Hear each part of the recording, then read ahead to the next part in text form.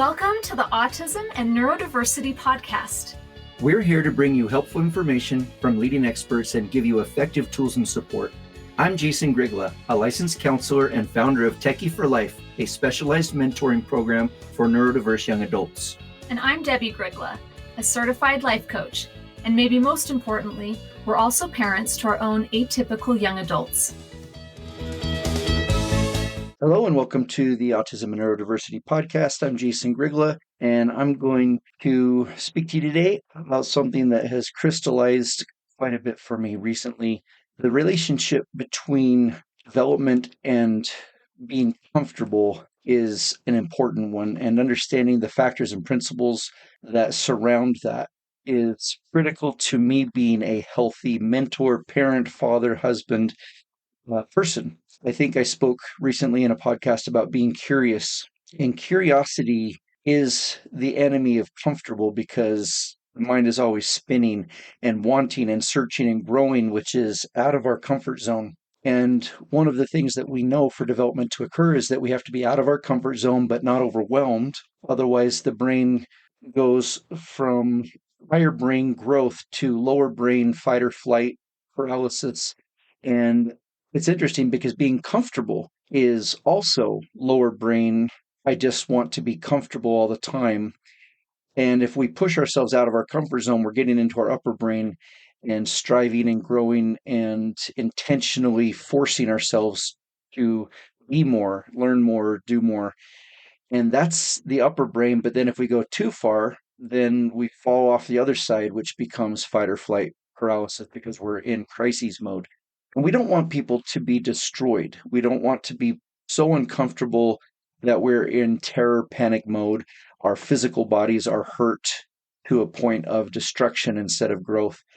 When we learn about astronauts in space, for example, their physical bodies, their muscles start to atrophy if they don't constantly work and build them up and force them to be doing. And their bone densities go down because they're not constantly in the gravity of Earth.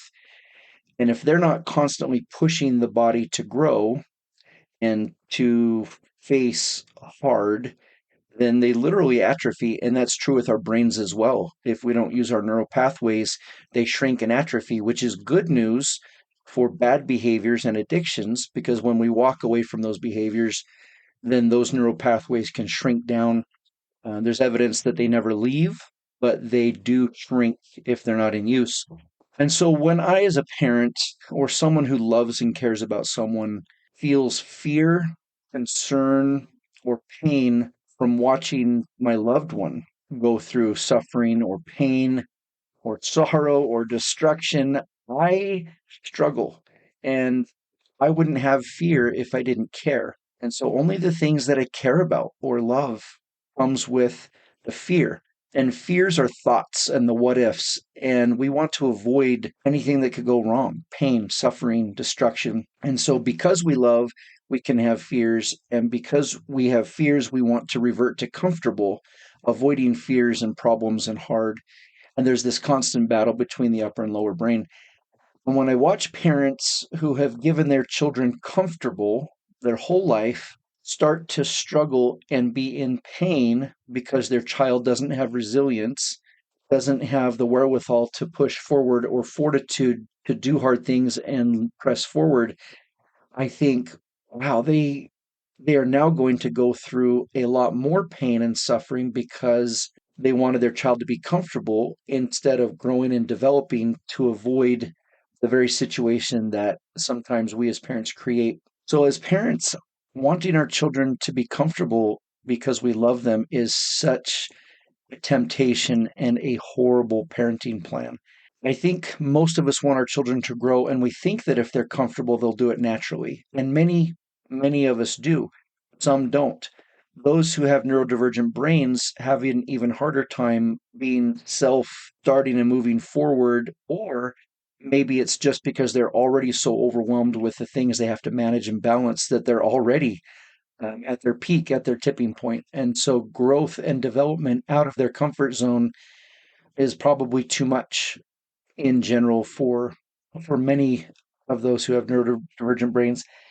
And so their lower brain or their survival self is saying comfortable, comfortable. I want to seek comfortable.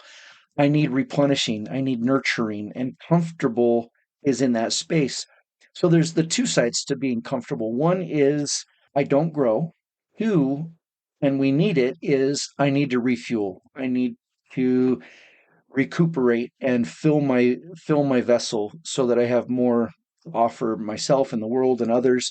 And a lot of our students literally exhaust all of their resources, emotions, and energy quickly because they're imagining things, they're stressing about things, they're trying so hard. So being comfortable is a balance between out of their comfort zone but not overwhelmed. But also, if that's the goal, we've missed it. But if the goal is to manage that razor's edge, which we can't do perfectly, but we can get close a lot of times, we end up maximizing success between growth.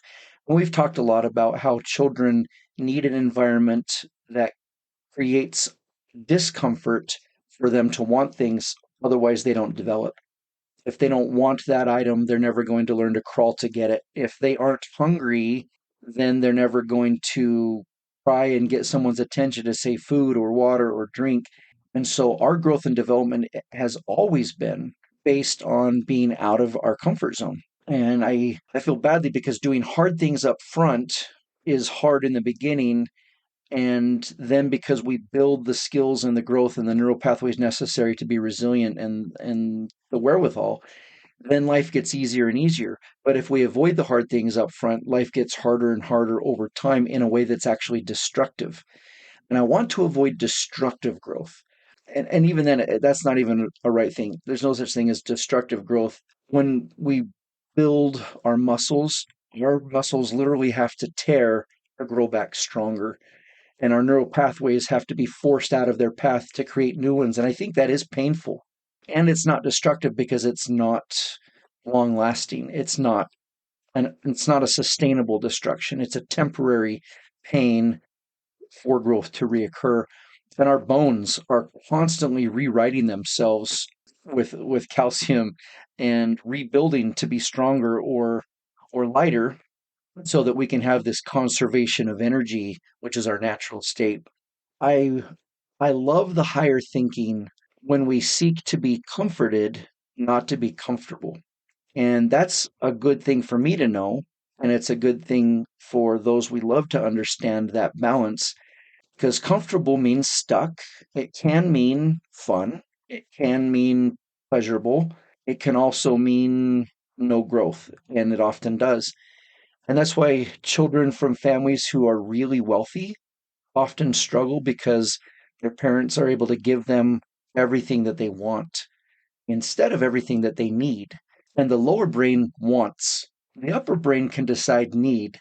And I think the lower brain does as well to some extent. I need shelter. I'm cold. I'm freezing. My body wants shelter. I need air. I'll do anything to get it. That's a very basic, animalistic, lower level need. When we talk about Maslow's hierarchy of needs, when we get to the higher levels of sustainable feel good, we go way beyond comfortable and pleasures and fun and get into sustainable, enriching, deep in the soul types of feel good that we consider joy. And that's our relationship with ourselves, how we like ourselves, how we interact and treat ourselves, how we think about ourselves, and how we interact and treat others that comes with attachments and joy. And so when we are comforted, that requires a partnership, whether it's with others or God, it's fine. Relationships, intimacy, and attachment we know comes with joy. And that's a much deeper, probably subtle feel good than the intense pleasures that we're used to. And so comfortable can be pleasurable, but it's rarely sustainable. Comfortable, if sustained, leads to stuckness and even reverting. One thing we know about relationships is that if they aren't moving forwards and growing, they're actually sliding backwards. There's no such thing as a plateaued relationship. If you think you're plateaued, you're actually losing ground slowly and you don't realize it.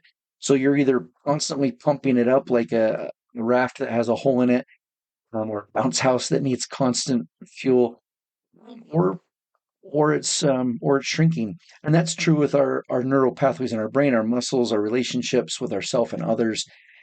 Joy comes from being comforted, which means there's something to be comforted about, which means there's probably discomfort, which means there's some pain and some hard.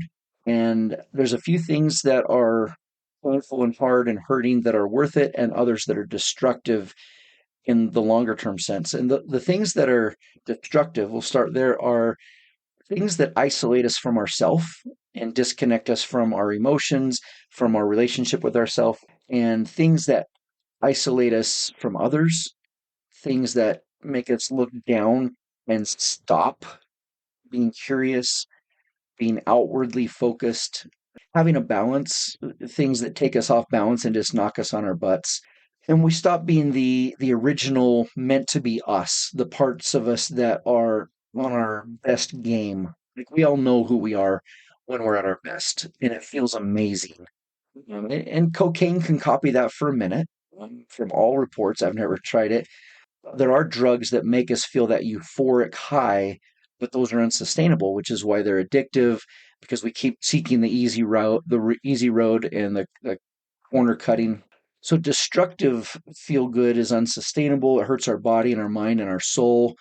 And I want us to have the good types of discomfort, which includes doing hard up front and having it be better long term. And it's not that lifting weights gets easier, it's that we get more comfortable going through the process. We build the stamina, we build the expectancy, we understand more, we're more accepting. When we choose to love deeply and be close and vulnerable to others, we risk the pain and hurt of being hurt by them or losing them or things going wrong. And I think that's a part of the acceptable discomfort and pain that we go through to have a higher level of living. And we all know the difference between tears of joy, tears of sadness because we are hurting, and then tears of depression and despair where hopelessness abounds and it's darkness and stuckness. So that's kind of the difference of someone who's living their life to the fullest and someone who's just scratching the surface. And it comes down to this idea that we should all be comfortable. And I want you to understand there's so much more for us and our loved ones than being comfortable. As a matter of fact, it does us and them a great disservice. And when they fight for comfortable, it's our job to give them what they need, not what they want, unless they're actually drowning. Now, if they think they're drowning, but they're not, you might have to take a step back and get them into a higher brain state. Or sometimes while they're drowning in their mind, you might just have to hold them and hug them and say, I'm right here. I'm right here. It's okay. You're not drowning. We've got this. We're going to do it together. Let me comfort you. And the attachment that comes from that is amazing. The best relationships are those who go through discomfort and conquer those together. And that is a deep, sustaining feel good that nobody can take away from you. So avoid comfort unless you need replenishing and nurturing, and then don't talk about it like it's comfort. What you're really doing is self-nurturing and taking a break back, letting someone else, maybe take the front line for a minute while you get a breather so that you can go back up and fight again. And then get back up and fight, and it gets easier and better, and you get better skills, and everything works to good and gets better. That's my message for today. I know I'm philosophizing a lot. And the sadness that I see in parents' eyes when their child has always been made comfortable comes with a huge price down the road when they don't have a life and they haven't learned to create things that are better than being comfortable. And that's what we want for them. So good luck. Seek for being comforted in relationships and stay curious and working, and everything will be better. Thanks. We'll talk to you soon. Thanks for joining us on this episode of Autism and Neurodiversity with Jason and Debbie. If you want to learn more about our work, come visit us at jasondebbie.com. That's JASONDEBBIE.com.